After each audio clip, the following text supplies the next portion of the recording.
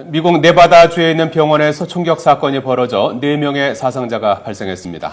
하버드대에 폭발물이 설치됐다고 허위 신고를 한 한국계 학생이 붙잡혔다는 소식도 들어와 있습니다. 네, 국제부 연결해서 자세한 소식 알아보겠습니다. 조수영 기자. 네, 국제부입니다. 먼저 총격 사건 속보부터 알아보죠. 언제 어디서 발생한 겁니까?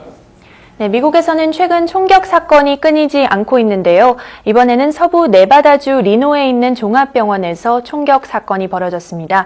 현지 시간으로 17일 오후 병원 연구동에 괴한이 나타나 총을 난사해 1명이 숨지고 2명이 다쳤습니다. 용의자는 총격을 가한 뒤 스스로 목숨을 끊었다고 현지 경찰이 밝혔습니다. 경찰은 용의자의 신원에 대해서는 언급을 하지 않고 있습니다. 목격자의 진술 등을 토대로 정확한 사건 경위와 범행 동기를 파악하고 있다고 밝혔는데요. 경찰 측의 입장 들어보시죠. We've allowed the majority of them to go home, and we've collected probably 24 witnesses that we are in the process of interviewing right now at our police station.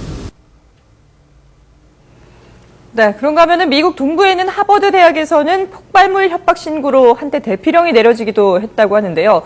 이 소동을 한국인 학생이 벌인 일이라면서요. 그렇습니다. 교내 건물 4곳에 폭발물이 설치됐다는 허위 이메일을 학교 측에 보낸 20살 김모군이 경찰에 붙잡혔습니다. 미 연방수사국 FBI는 익명으로 전달된 이메일을 추적해 김 씨를 기숙사에서 붙잡았다고 밝혔습니다. 김 씨는 기말고사를 보기 싫은 마음에 협박 이메일을 보낸 것으로 전해졌습니다. 김 씨는 폭발물 허위 신고를 한 혐의로 내일 보스턴 연방법원에 출석할 예정인데요. 유죄가 인정되면 최대 5년의 실형과 보호관찰 3년을 선고받을 수 있습니다. 앞서 현지 시간으로 16일 아침 미확인 이메일 신고가 접수된 뒤 교내에 소개령이 내려지고 학생과 교직원들이 대피하는 등 소동이 빚어졌습니다. 네, 내전 중인 시리아에서는 지난 사흘 동안 100명이 넘게 목숨을 잃었다는 안타까운 소식도 들어왔군요. 네, 시리아 정부군의 공습으로 지난 사흘 동안 어린이를 포함해 100여 명이 숨졌다고 시리아 인권관측소가 밝혔습니다. 정부군은 현지 시간으로 지난 15일부터 이틀 동안 반군이 장악한 북부 도시 알레포에 폭격을 가했는데요.